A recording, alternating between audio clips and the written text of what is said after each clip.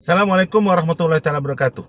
Simpanan itu keperluan atau pilihan. Ramai menganggap simpanan sebagai satu pilihan. Bila ada lebihan, barulah terlintas untuk menyimpan. Bukan kerana tidak mampu, tapi kerana belum ada nampak keperluannya. Lagi ada gaji setiap bulan, simpanan jarang dijadikan keutamaan. Namun, bayangkan jika suatu hari nanti kita tidak lagi mampu bekerja, lebih pahit lagi kita dibuang kerja secara tiba-tiba. Dan itulah kita akan sedar yang sebenarnya simpanan bukan sekadar pilihan, tapi dia adalah satu keperluan yang tidak boleh ditangguh.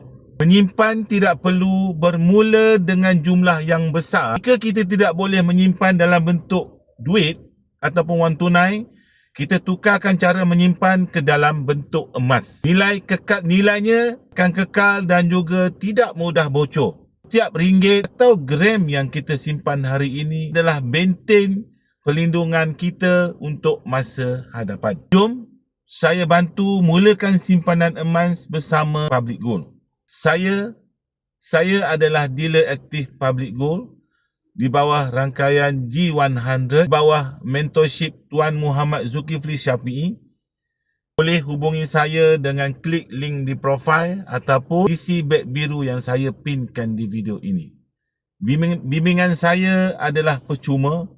Kita bermula dengan mendaftar akaun Public Gold secara percuma. Boleh bermula serendah RM100. Tidak ada komitmen bulanan. Boleh dibuat bila-bila masa asalkan ada line internet juga. Dia adalah patuh syariah.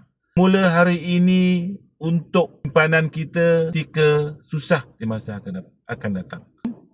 Kita mula sekarang. Sekian, terima kasih.